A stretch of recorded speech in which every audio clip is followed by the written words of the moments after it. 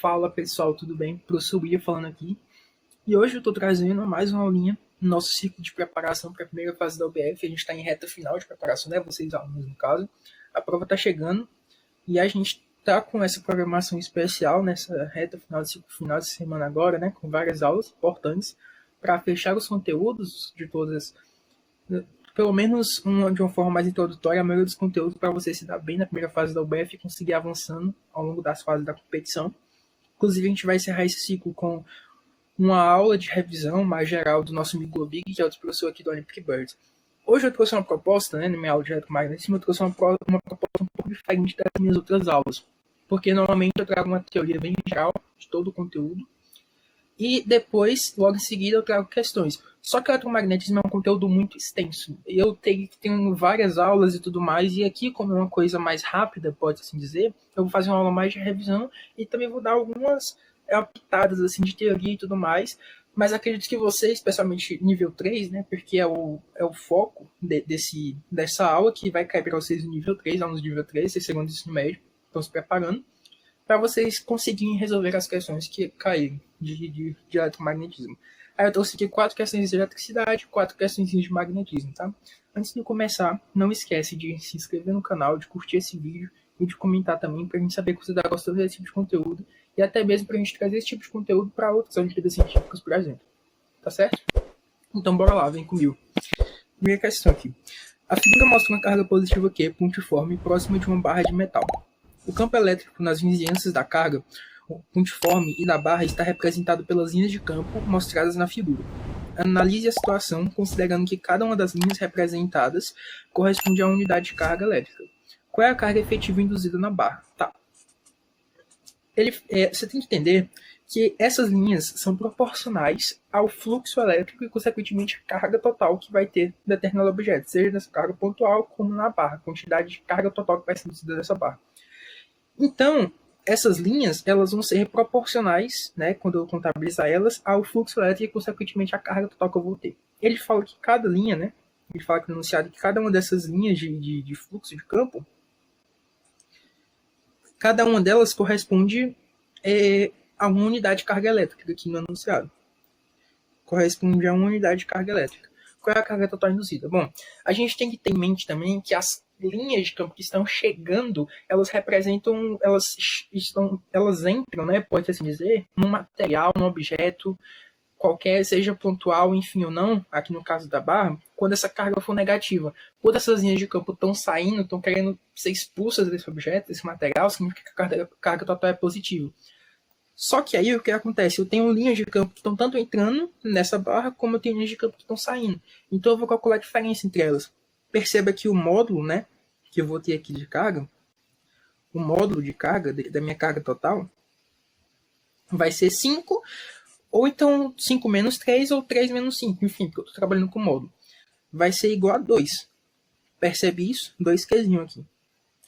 Só que perceba que eu tenho 5 linhas de campo entrando, né, nesse material, e eu tenho 3 linhas de campo, os responsáveis estão saindo.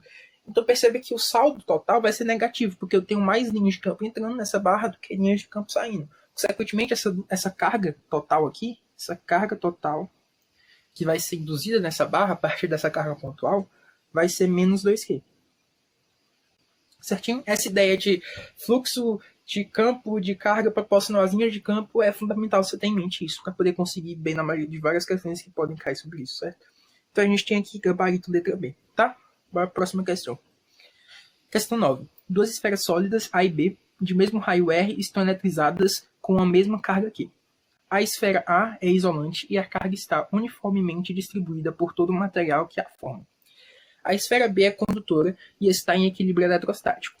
Considere as intensidades de dos campos elétricos, né? É A em função de R do raio e é B em função de R produzidos, respectivamente, pelas esferas A e B, onde R é a distância até o centro da respectiva esfera. Podemos dizer que... Tá, vamos lá. Primeiro ponto. Você vai ter que a esfera A ela é isolante, então eu posso trabalhar com lei de Gauss para ela, certo? Só que tem um detalhe. A minha esfera B ela é condutora e está em equilíbrio eletrostático. O que é que significa isso? A gente tem que lembrar o seguinte. Quando eu tenho uma carga, quando eu tenho uma esfera, né, que ela é feita de um material condutor, por exemplo, metal, algo assim do tipo, a gente tem que lembrar que o campo elétrico no interior desse material, dessa esfera, tem que ser nulo total, porque a gente vai ter um campo elétrico produzido aqui por cargas negativas dentro desse material, e ao mesmo tempo um campo elétrico produzido por cargas positivas. E esses dois campos aqui, eles vão acabar se anulando, certo? No interior desse material condutor. Consequentemente, o campo elétrico total dentro dele vai ser igual a zero, certo? No caso, para materiais condutores, para uma esfera condutora aqui, por exemplo. Então, o campo elétrico dentro da minha esfera aqui ele fala que as duas têm raio A, né? Mesmo raio A, ok. Dentro da esfera B, que é condutora, vai ser nula. Até mesmo ele fala aqui, ó, que está em equilíbrio eletrostático, aqui no enunciado. Ou seja, ele chega nessa situação que eu tenho cargas negativas equilibradas com as cargas positivas e, consequentemente, o meu campo elétrico resultante no interior vai ser nulo, assim como qualquer outro condutor. Certinho? O que já é diferente para fora no exterior, mas a gente vai tratar isso já já. Certo? É diferente no exterior, mas a gente vai tratar sobre isso já já. É o primeiro ponto aqui. Agora, vamos calcular como é que vai ser esse campo elétrico aqui, a dependência dele dentro da minha esfera, que é isolante, né? No caso, se eu colocar uma carga, vai ter uma distribuição. Se ela tiver uma carga total bem distribuída, a gente tem que analisar o campo elétrico em relação ao centro, né? Que vai mudando, de acordo com a distância que eu estou do centro, né? Dentro dessa mesma esfera, se eu for aumentando a distância até o centro, eu vou ter uma mudança em relação a esse campo. O que a gente pode calcular, que a gente pode usar para calcular essa função desse campo elétrico com a distância, né, em relação ao centro? A gente pode usar a lei de Gauss. Lembre que a lei de Gauss, eu posso utilizar ela para alguns tipos de superfícies específicas. Eu posso usar ela para esferas, né? São as gaussianas, né, no caso. Eu posso usar ela para as esferas e posso usar também, por exemplo, para outro modelo que é as pillbox, que é como se fosse um discozinho, né? Como se fosse um cilindro, só que bem achatado, com uma altura muito pequena. A gente pode usar para esse tipo de material, esse tipo de superfície, né, as gaussianas. E aí, o que acontece? Eu posso calcular o campo elétrico, essa função em relação ao centro, a partir disso, né? E aí eu tenho o seguinte, vai ser a integral aqui de EdA igual a Q, que é a carga total até o ponto que eu estou, sobre ε0. ε0 é a constante elétrica eletrostática no vácuo, certo? Bom, o que é esse dA, essa integral aqui de dA, né? Da lei de Gauss? Bom, para uma primeira fase, normalmente você que está estudando talvez não tenha trabalhado com isso, mas é essencial que você já tenha visto isso pelo menos alguma vez. Basicamente, eu vou calcular esse campo elétrico e eu vou trabalhar com a integral dessa área aqui, né? É de R, essa integral aqui é uma integral que eu estou trabalhando na área, e eu vou basicamente procurar varrer toda a área superficial que eu estou trabalhando, no ponto que eu estou, tá? Vai ser o seguinte, mais ou menos, se eu fosse representar aqui. Seria o seguinte, eu pegaria aqui a minha esfera, e aí eu estou num ponto aqui, no caso aqui eu tenho um Rzão, que é daqui até a superfície da minha esfera, e aqui eu tenho um Rzinho, que é onde eu estou. Pensa que eu estou bem aqui, em um determinado ponto, certo? E quero calcular o campo elétrico desse ponto. Perceba que a área superficial relacionada a esse ponto vai ser igual a 4 vezes π vezes r ao quadrado. R é a distância até esse ponto que eu estou, esse raio até esse ponto, certo? Isso aqui vai ser igual a carga. Vamos pensar como essa carga está uniformemente distribuída. Eu posso trabalhar com a densidade volumétrica de carga. Então, eu teria uma densidade volumétrica que seria dada pela carga nesse determinado ponto, né? Uma carga função de R, dividido pelo volume. Só que o que é que vai ser esse volume? Vai ser o volume dentro desse raiozinho, esse raio Rzinho que eu tô, né? 4/3 de π R ao cubo. E aí vai ficar ρ, né, aqui em cima, 4/3 de π R ao cubo vezes ρ sobre ε0. Tá, esse R quadrado aqui, ele vai cortar com esse R ao cubo aqui. Eu vou ficar apenas com R aqui desse lado. E aí, eu vou ter esse 4 aqui também indo embora. π vai embora com π aqui embaixo.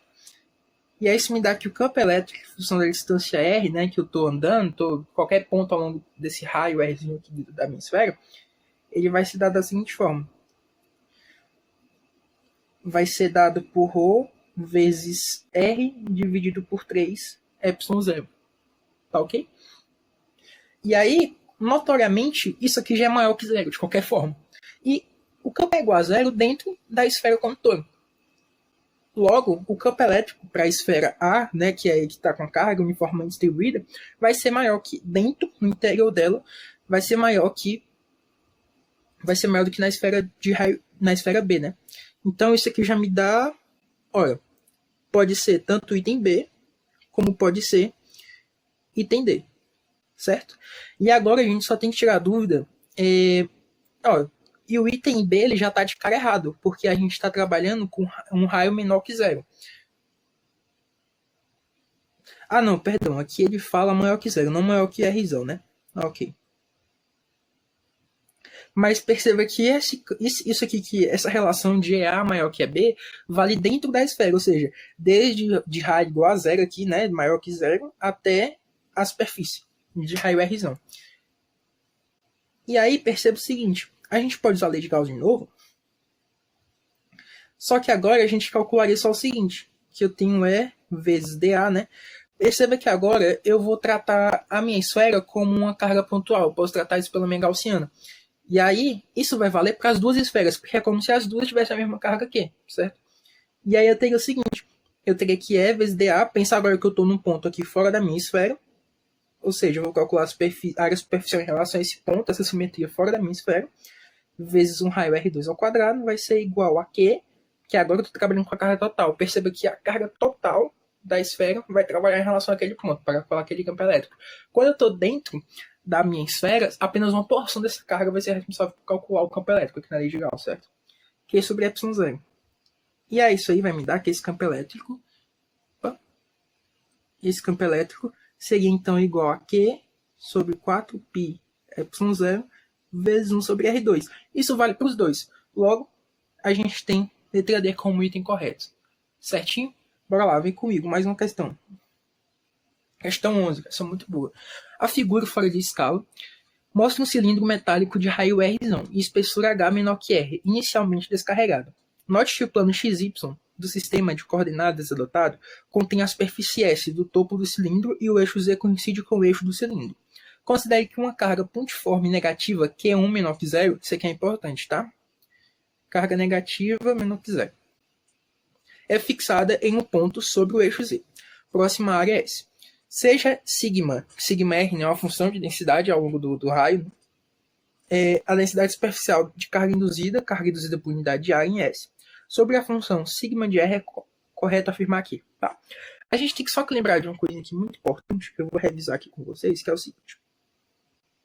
Tá, eu tenho essa determinada superfície. Deixa eu ver se o desenho foi redondinho, ficou ótimo. E eu tenho aqui uma carga, né? No caso dessa carga, que é uma carga menos Q, por exemplo. Essa carga, eu tenho aqui um material que é condutor, certo? Essa carga vai acabar induzindo outras cargas na superfície aqui, né? Do meu material. E, no caso, ela vai induzir cargas de sinal contrário, ou seja, de sinal oposto. Ou seja, vai ser cargas positivas que ela vai induzir aqui na superfície do meu material. Isso sempre vai ocorrer. Quando eu tiver um material descarregado, ele está inicialmente, aqui ele fala, descarregado. E aí, no caso, ele vai começar a se carregar por indução de cargas que a gente vai ter devido à carga que está externamente a ele, né? Que está induzindo carga sobre ele. Só que, mais uma vez, como o cilindro, esse disco, no caso, ele é metálico, o campo elétrico total no interior dele tem que ser neutro. Lembra que eu falei antes, né? Que um condutor, o campo elétrico no interior dele tem que ser neutro. Então vai continuar sendo neutro. Então também tenho cargas negativas aqui. Do outro lado, no caso, né? Aqui do lado oposto aqui, cargas negativas para anular e, consequentemente, eu não ter um campo elétrico resultante, certo? Dentro desse material. E aí o que acontece? Lembra também que um caso clássico, possivelmente não vai cair para você, mas pode cair até mesmo teoricamente na primeira fase, é o do método das imagens para o sistema carga-esfera, né? Eu tenho uma carga aqui pontual, essa esfera aqui no caso está aterrada, ou seja, vão acabar fluindo os elétrons da Terra para a superfície desse material aqui, para desse material, que vai trazer uma carga negativa, e aqui eu tenho uma carga positiva. Essa carga positiva vai dizer cargas negativas, né? Perdão, do fluxo elétrico. Essa carga positiva vai acabar induzindo cargas negativas aqui nessa minha esfera, certo? de modo que ocorra uma força de atração entre as duas. E aí vai ter uma carga aqui negativa nessa região, mais ou menos, e aí eu consigo calcular isso através de função de contorno. Mas não é o foco no momento. Não quero que você trabalhe com isso. Quero que você tenha noção apenas de que eu tenho método das imagens nesse sistema, né? Aqui seria muito difícil de calcular a carga induzida, porque a gente não tem condição de contorno, como por exemplo, esse disco está aterrado, algo assim do tipo, então a gente precisa de condições de contorno bem mais elaboradas para conseguir calcular essa carga. E isso não vem ao caso, então. Mas perceba o seguinte, eu tenho cargas positivas aqui, só que a densidade superficial de carga ela vai ser muito maior aqui nessa região central. Muito maior, não exatamente, não dá para afirmar isso, mas ela vai ser maior. Por quê? Porque a carga está mais próxima dessa região, então eu tenho uma densidade de carga superficial de carga maior na região central aqui desse sistema e da superfície desse disco, cargas positivas induzidas, né? Bora lá, letra A. Sigma de R igual a zero, não a carga induzida em S. Ora, isso não é possível. Tem carga induzida sim, a gente sabe que tem carga induzida. Vai ter uma carga induzida entre essa carga negativa e o material, densidade com a superfície, que vai ter cargas induzidas positivas, e sigma igual a zero. Isso não seria possível, porque acabaria que eu não teria cargas de forma a anular a carga induzida. E aí o campo elétrico interior não seria neutro, não seria nulo. Então não é possível isso. Vamos lá. Sigma de R é igual a menos QI sobre πr2. A carga total induzida negativa se distribui uniformemente em S. Ora, não dá para afirmar isso, que é uma distribuição uniforme de carga. É um sistema totalmente... Não dá para a gente prever, que nesse caso apenas olhando como vai ser a distribuição de carga, mas não é como se eu tivesse uma carga que está diretamente uniformemente distribuída sobre o meu material. Eu tenho uma carga que está no exterior, e aí exterior ao disco, no caso, e ela vai induzir cargas na minha superfície, e a partir disso eu poderia trabalhar de alguma forma, com condições de contorno, calcular essa densidade superficial de carga. Mas não é possível de cara obter isso. Além do fato de que a carga induzida não é negativa, a carga induzida é positiva, isso não é o oposto, né? A carga pontual que eu tenho exteriormente ao disco. E aí, o outro item, ele fala a mesma coisa, né? Se distribui uniformemente, continua errado, apesar de que ele falar do módulo ser no caso, sim, cargas positivas induzidas. Sigma, função do raio, né? É uma função positiva e decrescente de R. Sim, porque quanto mais eu for aumentando R, eu vou me afastando da região que eu tenho maior concentração de cargas induzidas, tá? Uma densidade maior superficial, né? De cargas induzidas, que é mais próximo da região ali central. A carga total induzida é positiva, ok, se distribui de maneira não uniforme em S. Está mais concentrada na região central do que na periférica. Perfeito, era isso mesmo. É o item D aqui de carga. Vamos ler o item E. Sigma de R é aproximadamente zero, né?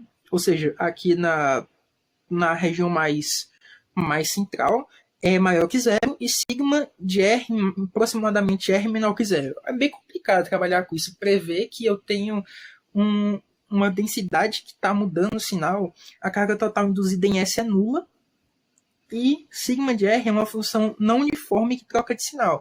Na região central, a indução de carga positiva, e na região periférica, de carga negativa. Ora, é bem complicado você trabalhar com isso, especialmente prevendo que há uma mudança, uma troca de sinal. Ok, não é uniforme a distribuição, mas isso é bem complicado. Não dá para afirmar isso assim de cara, né? Apenas olhando assim para o sistema. O que dá para afirmar é isso aqui, que eu tenho uma concentração de carga, densidade superficial de carga maior na região mais central, e aí que isso vai diminuindo, porque eu estou me afastando do centro ao longo do raio, né? Como vou aumentando o comprimento do meu raio, da minha distância em relação ao centro. Tá? Então, item D aqui. Próxima questão, questão 12. Considere uma região R definida no espaço interno a um conjunto de cargas pontuais. Também considere que o valor nulo do potencial elétrico é escolhido em um ponto distante da região R. Sabe-se que, em um determinado ponto de R, o campo elétrico e o potencial elétrico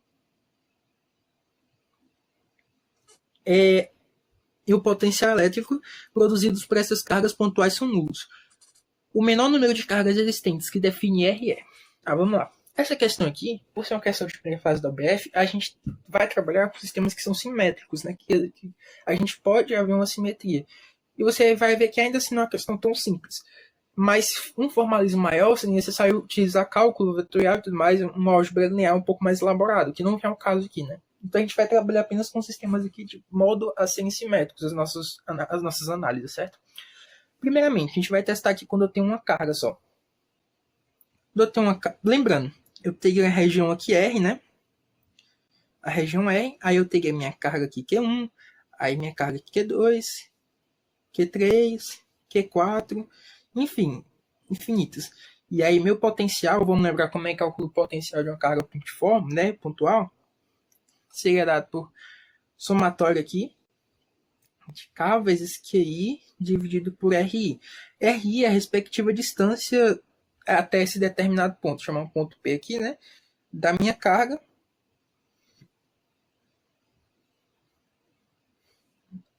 até esse ponto aqui. No caso aqui eu tenho R4, R2, R1 e R3, a respectiva distância. E aí eu calculo, essa aqui é a constante eletrostática, 1 sobre 4πε0, né? E aí, somatório, né, no caso de I igual a 0 até N, né? De igual a 1 até N. Postei um sistema com N cargas aqui e tudo mais. Olha, a gente vê de cara que para uma carga só isso é possível, porque a gente teria aqui K vezes Q dividido por R, que seria a distância, né? Primeiro aqui. Uma carga. A gente teria que isso aqui teria que ser igual a zero, que é impossível, porque a gente tem uma carga nula, isso não faz sentido nenhum. A gente tem uma... Não faz sentido, né? A gente trabalhar com isso. Agora vamos lá para cima de duas cargas. Bom, pense que eu tenho aqui. Vamos supor que elas estejam à mesma distância, as duas cargas, tá? Porque aí a gente consegue já analisar de cara a condição para que o potencial, o campo elétrico, seja nulo. Ora, eu vou ter a minha carga aqui, Q, e minha outra carga aqui, Q, e eu tenho um ponto. Pense que esse ponto é simétrico, tá? Em relação aos dois. Eu tenho aqui R e R. Perceba que o campo elétrico associado a essa carga aqui... Só um momento. Eu vou trabalhar com essa carga positiva, tá? Trabalhar essa carga positiva. Percebe que o campo elétrico associado a ela, sem uma carga positiva, ele vai estar apontando para cá. Nesse ponto, né? Que eu quero em relação a esse ponto P, o campo elétrico resultante tem uma potencial resultante. E dessa outra carga vai estar assim, né? O campo elétrico é 1 e o campo elétrico é 2. Se as duas cargas forem iguais, né? No caso ele fala que a gente quer trabalhar com cargas iguais, e eu estou colocando as duas à mesma distância para poder a gente encontrar a condição de que o campo elétrico resultante é nulo, perceba que E1 é igual a 2 e o campo elétrico resultante é igual a 0. Só que veja o seguinte, veja que o potencial aqui não vai ser nulo, porque eu vou ter o potencial resultante igual a 2K vezes Q dividido por R. Só que isso, somente, é diferente de zero. E ele pede a condição tanto para o potencial como o campo elétrico nesse determinado ponto seja nulo, que não ocorre aqui nessas condições. Tá, e se eu invertesse aqui? Se em vez disso eu colocasse uma carga negativa, menos Q, aí no caso esse campo elétrico ele ia mudar de sentido. Ora, aí que não faz, continua sem sentido, porque agora os dois campos elétricos vão se somar, vai duplicar esse campo elétrico, porque vai ser o mesmo módulo, né, esse campo elétrico, em relação esse e esse vão ter o mesmo módulo, e vão estar na mesma direção. O potencial vai ser nulo, porque agora eu vou ter menos KQ sobre R, porque a carga é negativa, mais KQ sobre R, o potencial seria nulo nesse ponto, mas o campo elétrico vai agora duplicar, em relação a... Vai duplicar não, vai passar a ser 2 vezes R, antes era nulo, não é possível então. Vamos lá. Um terceiro sistema. Como eu falei, a gente vai trabalhar com sistemas simétricos. Então, eu vou trabalhar aqui como se eu tivesse, por exemplo, 3 cargas nos vértices de um triângulo equilátero. E aqui eu tivesse no centro o ponto P, que eu vou calcular tanto o potencial resultante nesse ponto, como também o campo elétrico resultante nesse ponto. E aí, eu vou tratar aqui minha carga Q, eu vou tratar com simetria, certo? Por ser uma questão de primeira fase da UBF, eu acho que eu não acho necessário tanto formalismo. A gente pode trabalhar apenas com os casos simétricos, tá ok? E aqui eu tenho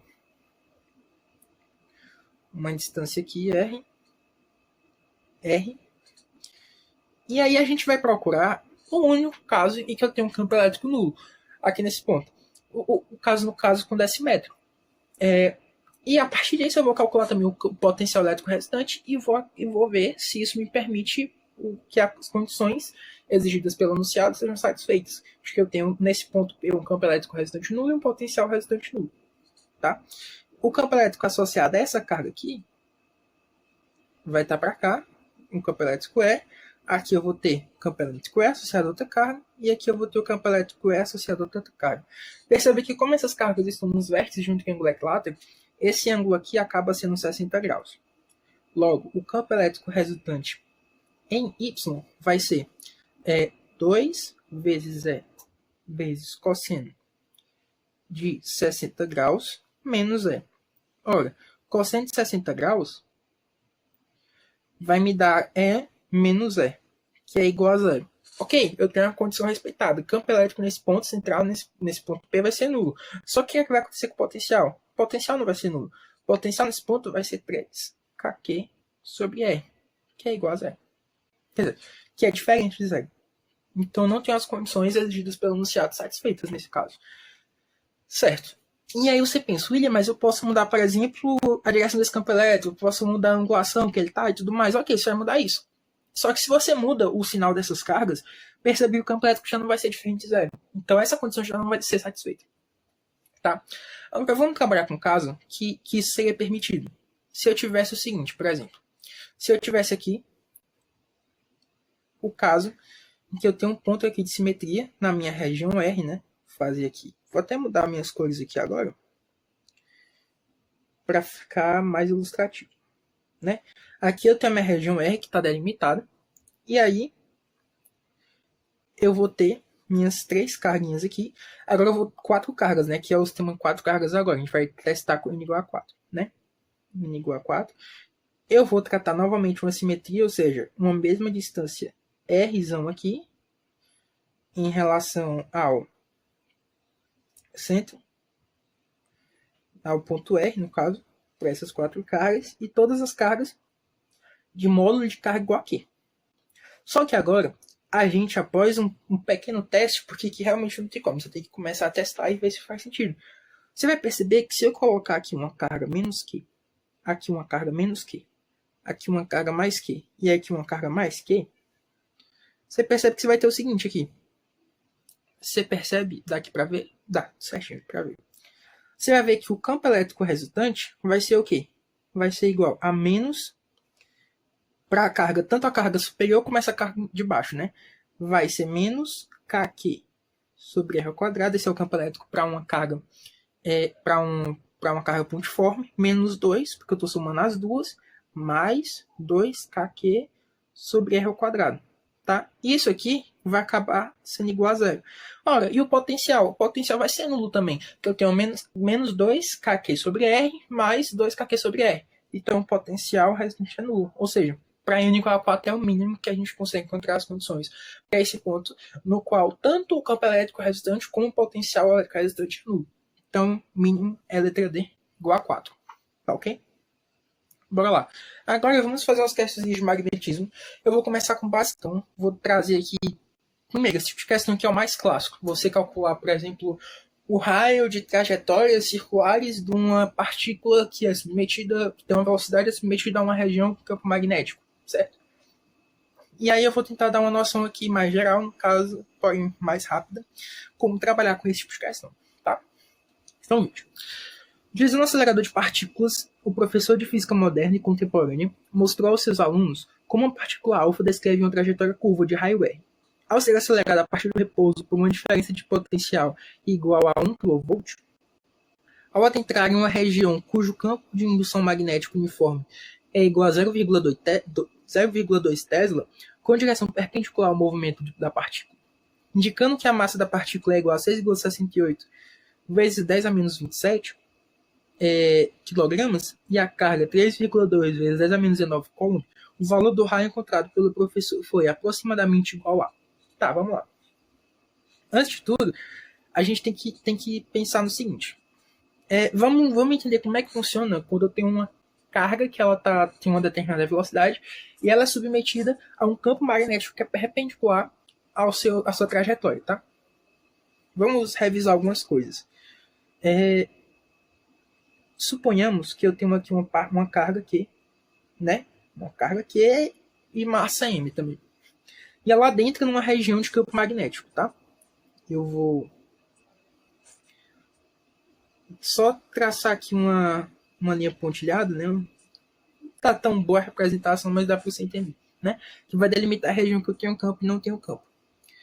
E aqui, só a respeito de notação e tudo mais como é desenhada, quando eu tenho linhas de campo entrando dentro do papel, dentro da imagem, da folha, eu vou tratar com esse xzinho aqui, certo?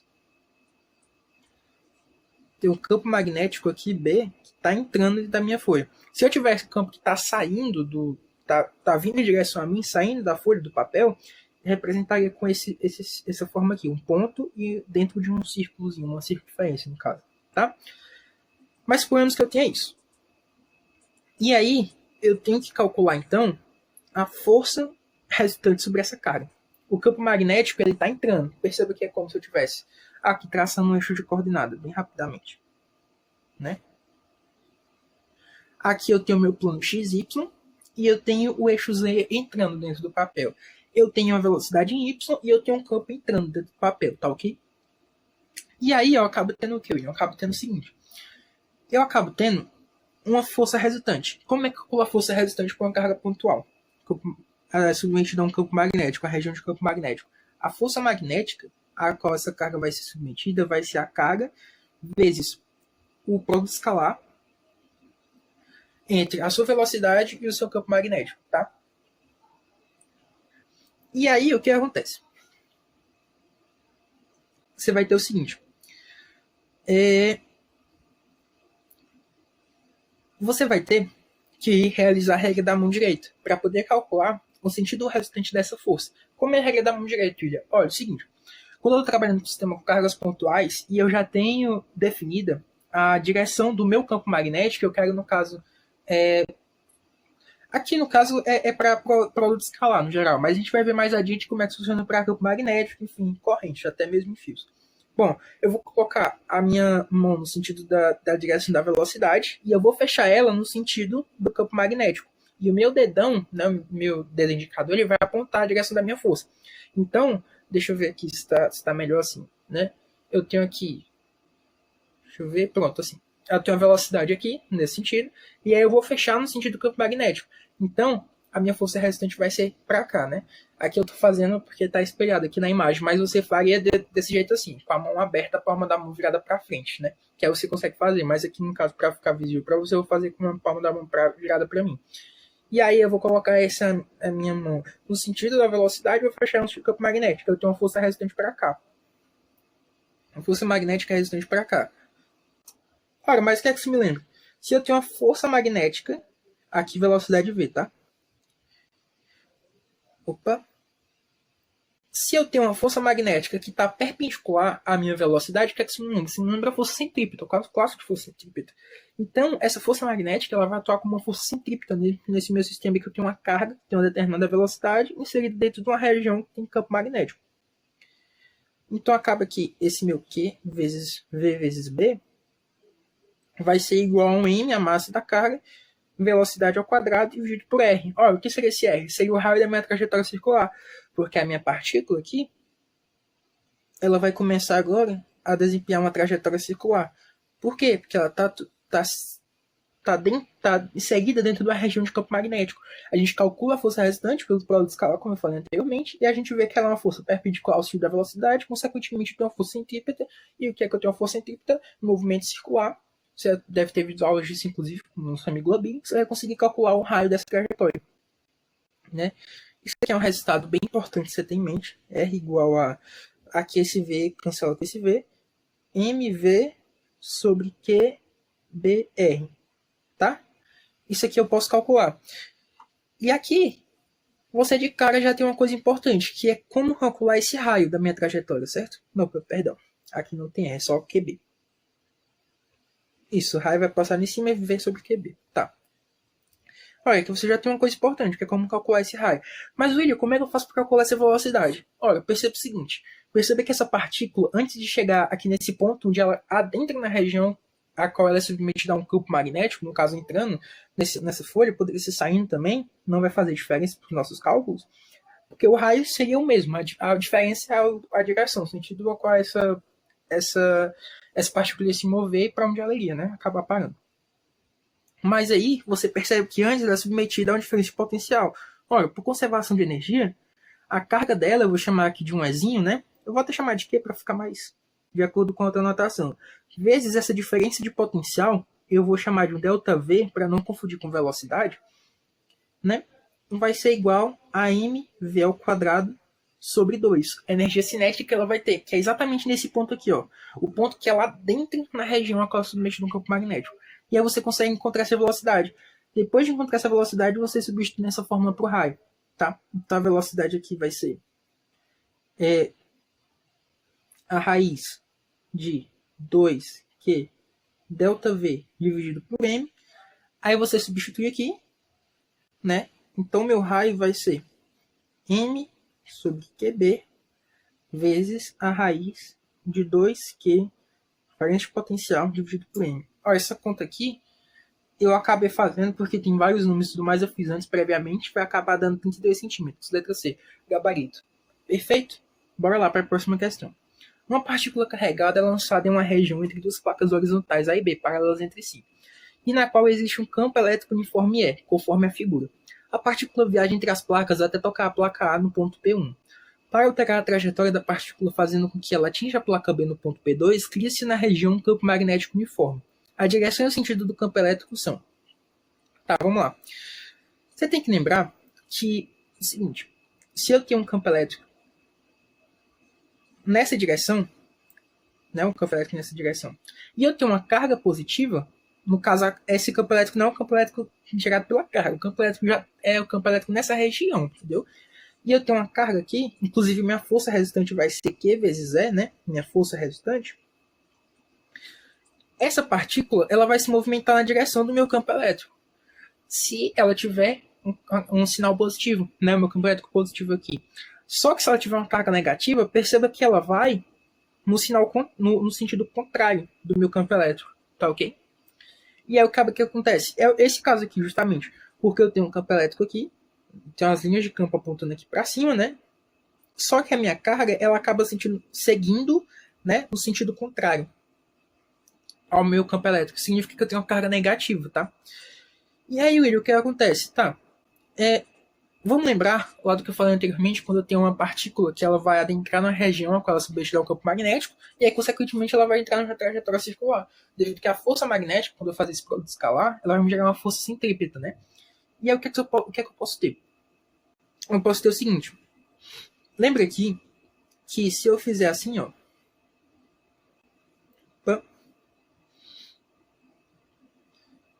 eu vou representar aqui uma trajetória circular, tá? De forma bem... A representação não vai estar tão boa, mas enfim. Eu tenho aqui a minha carga Q, tá? E aí eu tenho minha força apontando em relação ao centro dessa trajetória de raio R, como a gente falou anteriormente. E aí eu tenho um campo magnético aqui dentro, certo?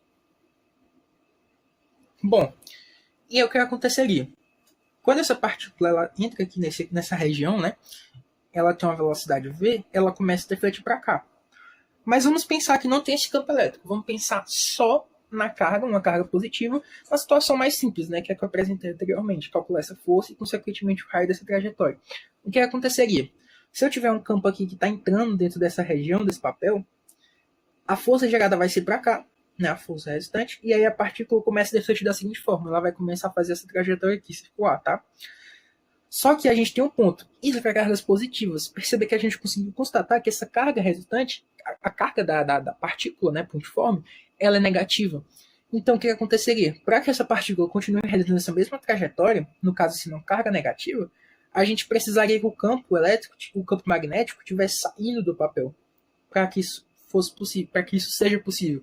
Porque perceba que se fosse positivo, isso aqui seria o suficiente, né? Mas e ela, naturalmente, se a carga fosse positiva, nem existiria essa questão, no caso, nessa situação. Porque a carga por si só já ia defletir no sentido do campo elétrico, como eu falei anteriormente. Se a carga fosse positiva, ela iria se continuar o movimento dela em direção nas linhas de campo elétrico, certo? O que não é o caso aqui. E isso é justamente a condição de contorno que a gente vai obter para encontrar que a carga é negativa. E aí depois você vê que não é a situação clássica, onde eu tenho um campo elétrico, um campo magnético adentrando, e como a carga é negativa, você percebe que o campo elétrico tem que estar saindo da folha do papel, tá? Vindo em direção a você. Consequentemente, eu teria que ter um campo magnético perpendicular, é claro, para que o produto escalar seja possível aqui e, consequentemente, esteja uma trajetória que eu tenho uma força centrípeta e a partícula possa refletir numa trajetória circular, né, com força centrípeta, força magnética, e ela tem que, perpendicular ao plano do papel, ela tem que estar para fora, tem que estar saindo do papel. Então a gente tem que ter letra E como gabarito. Certinho? Bora para a próxima questão. Aqui é uma questão que a gente vai revisar um pouco de força em fios, tá? A lei de Ampère pode ser usada para determinar o campo magnético criado por fios percorridos por correntes elétricas. Considere a situação em que dois longos fios paralelos conduzem uma corrente elétrica I, como mostra a figura. As setas indicam os sentidos da corrente. O campo magnético no ponto P, no meio dos dois fios, a lei de Ampère, eu posso utilizá-la para calcular o campo magnético aqui relacionado a esse fio da seguinte forma. Eu tenho uma corrente aqui que está percorrendo esse meu fio, né? Eu tenho uma corrente elétrica aqui que está percorrendo esse meu fio. E aí eu posso traçar uma amperiana. A amperiana vai ser basicamente aqui uma região, uma delimitação, no caso linear, né? Simétrica. E eu vou traçar ela aqui, vai ser uma circunferência em torno dessa região, tá? E aí o que acontece? Eu posso, a partir disso, encontrar fazendo μ0 vezes I é igual a integral de BDL. Integral aqui nessa região a circunferência, né? E aí, a uma determinada distância R aqui, né? Ou distância D e tudo mais, eu consigo encontrar esse meu campo magnético resultante. Vai ser B vezes 2 vezes π vezes R, que é essa distância. E aí eu tenho o meu campo magnético resultante igual a μ0 vezes I dividido por 2 vezes π vezes R. Só que aí é o seguinte. No geral, a gente também pode utilizar para calcular isso a lei de Biot-Savart. O que é a lei de Biot-Savart? Para calcular o campo magnético num fio, por exemplo, numa região percorrida por uma corrente. É o seguinte. Eu vou até tirar isso aqui para ficar melhor. Eu tenho um fio aqui que está sendo percorrido por uma corrente. E aí eu quero calcular o campo magnético resultante nesse ponto. Bom, eu posso pegar um pequeno, um infinitésimo aqui de segmento dessa meu fio percorrido por uma corrente, e eu vou pegar essa distância aqui, tá? E aí eu vou pegar o quê? Eu vou pegar um vetor posição, um vetor E aqui, né? E, que é o vetor posição associado à posição justamente desse ponto em relação a um ponto específico do meu fio, tá? Pelo qual se percorre a corrente, né? Para poder calcular o meu campo magnético. E aqui eu vou ter um infinitésimo de comprimento dele, né? Percorrido aqui por uma corrente I. E aí eu quero calcular, no caso aqui eu tenho uma distância R, tá? Do meu fio. E aí eu quero calcular qual vai ser o campo magnético resultante nesse ponto, né? E aí vai ser o seguinte. Eu vou ter que esse campo magnético resultante, eu não vou fazer essas contas, né, e tudo mais. O campo magnético ele vai ser μ0 vezes I, que é essa corrente que é constante, dividido por 4π vezes a integral desse vetor posição R, escalar dl, esse infinitésimo de comprimento, dividido por R2, que é a distância desse ponto até o ponto específico nesse meu fio, tá? E aí eu consigo calcular que o campo magnético, por exemplo, se eu tiver um fio que não é infinito, um fio que é finito, né? E aí ele tem, por exemplo, pense como se esse meu fio só tivesse esse comprimento aqui, só tivesse um comprimento Lzinho aqui, por exemplo. E aí eu pego aqui um ponto que faz 90 graus, um ângulo reto, né? Uma reta que faz 90 graus com esse meu fio, né? Tá, no qual está percorrendo a corrente. E aí eu tenho um ângulo, né, entre as extremidades, um ângulo alfa em relação a essa reta normal e um ângulo θ aqui. Bom, esse campo magnético resultante seria μ0 vezes I dividido por 4 vezes π vezes d, a distância, né, mínima aqui entre esse ponto e essa reta aqui, a distância d aqui no caso, vezes seno de alfa mais seno de θ. Perceba que quando esse ângulo aqui, esse fio começa a aumentar muito, tanto θ como alfa vão tender a 90. Só que o último seno desses ângulos vai tender a 1. Ou seja, vai ficar 1 mais 1, 2, e aí eu chego nesse mesmo resultado aqui desse campo magnético resultante, tá? Agora eu só tenho que calcular aqui como vai ficar o meu campo magnético resultante. E aqui eu faço uma outra regra da mão direita para poder calcular isso, né? Qual é o sentido desse campo magnético. Olha, eu vou colocar meu dedo indicador no sentido que a corrente está, e aí a minha mão, quando eu fechar, né, no caso aqui que eu fiz ela reta, né, ela vai estar no sentido das linhas de campo nessa superfície, né? Eu vou fazer assim, deixa eu ver aqui. É porque aqui, como eu falei, está espelhado. E aí você percebe que quando você coloca o dedo na direção da corrente, você vai fechando sua mão, você vê que as linhas de campo magnético, elas vão estar no caso assim. É porque para mim parece que elas estão entrando. Na verdade está certo, né? Que elas estão saindo, né? Para mim está vindo no meu sentido, na minha direção. As linhas de campo estão saindo, né? No caso. Isso. As linhas de campo vão estar saindo, esse campo vai ser nesse ponto estão saindo, né? O campo magnético resultante. E aí quando você faz para o fio de baixo, você percebe que o dele também resultante também está saindo, né? Quando você faz a regra da mão direita, colocando seu polegar no sentido da corrente, né? Desse fio, e aí o campo magnético, a linha de campo magnético está saindo também. Logo, eu vou ter um resultante que vai ser a soma do campo magnético nesse ponto P dos dois. Olha, como eles estão à distância D, né? A distância desse ponto aqui, vai ser basicamente 2 vezes esse campo aqui, desse fio infinito. Ou seja, vai ser 2B, que é igual a μ0 vezes I sobre πr, e o campo magnético saindo, né, perpendicular ao plano da figura, letra E. Certo? Bora para mais uma questão. Questão 18. Partículas de massa m e carga Q são lançadas em uma região de campo magnético uniforme B, com a velocidade v. Seja θ o ângulo entre V e B, Quando o θ ele é maior que 0 e é menor que 90 graus, as partículas descrevem uma trajetória espiral de diâmetro D0 e passo L0, como mostrada na figura.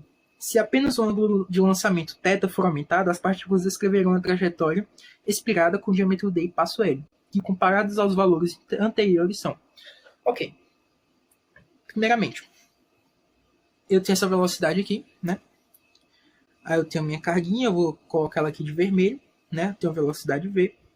Eu vou pegar as componentes das minhas velocidades. Eu vou trazer aqui um VY e um VX. Aqui eu tenho meu ângulo θ, tá?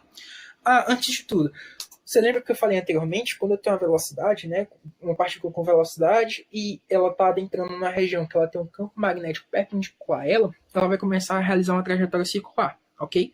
Só que aqui eu tenho uma velocidade que vai ter duas componentes. Ela vai ter a componente que vai ser perpendicular ao campo magnético e, consequentemente, vai sofrer uma deflexão por causa dele e entrar numa trajetória circular, num movimento circular, né, que no caso a força magnética resultante vai ser a força centrípeta que vai estar atuando, agindo sobre essa carga pontual. E eu tenho uma velocidade Vx, que é na direção horizontal. Então, ao mesmo tempo que a minha partícula vai estar realizando uma trajetória circular, ela também vai estar se deslocando, né, em relação ao eixo x. No caso aqui, isso, nesse sentido, né? Nesse eixo x aqui, se eu disser que eu tenho um eixo x aqui, né?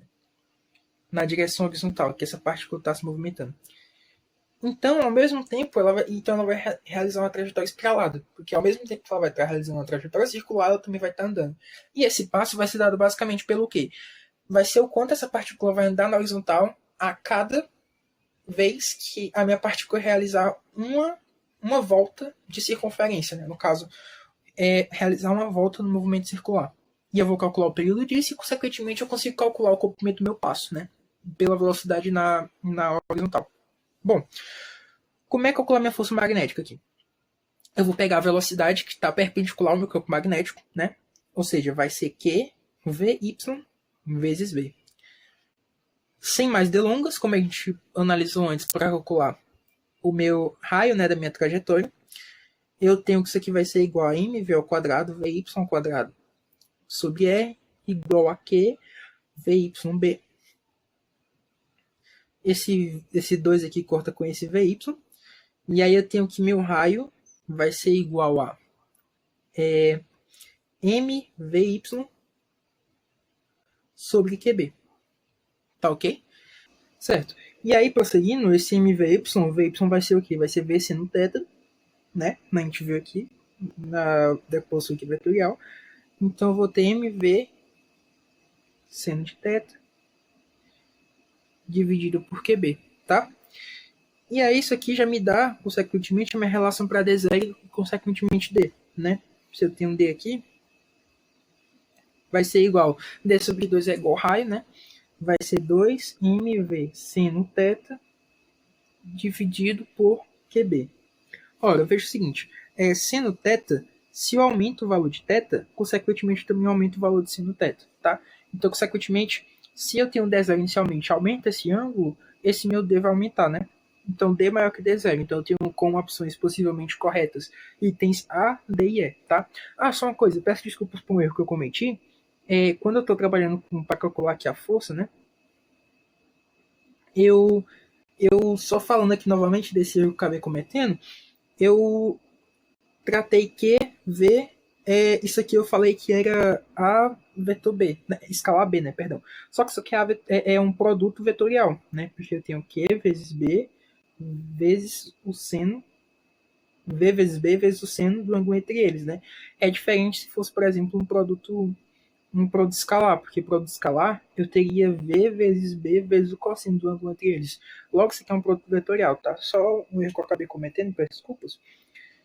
Mas daí, então, prosseguindo, para calcular esse passo, eu vou pegar a velocidade horizontal, que essa partícula está percorrendo, que vai ser esse passo, né, o valor de L, vai ser igual à velocidade horizontal vezes o tempo correspondente ao período para completar uma volta da circunferência. Ele está realizando uma trajetória circular, então o período que ele vai levar, né, o T, período para ele percorrer uma volta de circunferência, vezes Vx, vai ser igual ao tamanho do meu passo, tá? Voltando para essa formulazinha aqui, do raio que eu encontrei o formato para esse raio, eu tenho que Vy vai ser igual a QBR sobre M. Ora, mas o que seria esse Vy? Vy, não estou trabalhando com V seno, tá? Porque Vy é a velocidade que realmente vai ser responsável por trazer a minha força magnética associada a essa partícula e causa deflexão nela e, consequentemente, a força centrípeta. Que vai ser 2π sobre T vezes o raio, igual a QBR sobre M. Ora, eu vou cortar aqui o raio dos dois lados, aí enquanto que o período é 2π vezes M dividido por QB. E eu só substituo aqui. Vx é V cosseno, ele é igual a V cosseno θ vezes 2πm sobre QB. Veja o seguinte, veja que o meu L, ele está aumentando, ele está diminuindo, né, de acordo com o aumento do ângulo, porque agora ele depende do cosseno, ou seja, L vai diminuir se eu aumentar esse ângulo. Consequentemente, eu tenho o item E, que é D maior que D0, que ele depende do seno, com o ângulo vai aumentando, o seno vai aumentando, e ele depende do cosseno. Então, quando o ângulo vai aumentando, ele vai diminuindo, certo? Logo, é isso aí. Obrigado pela aula de hoje. Foi uma aula muito boa. A gente conseguiu fazer 8 questões aqui, se eu não me engano, de eletricidade, magnetismo, campo elétrico magnético junto também, a questãozinha da reflexão da partícula. E é isso. Muito obrigado por terem acompanhado até aqui nesse ciclo de preparação para o BF. E vamos firmes para a gente conseguir ir avançando nas fases da competição. Até a próxima. É isso. Tchau, tchau. Valeu.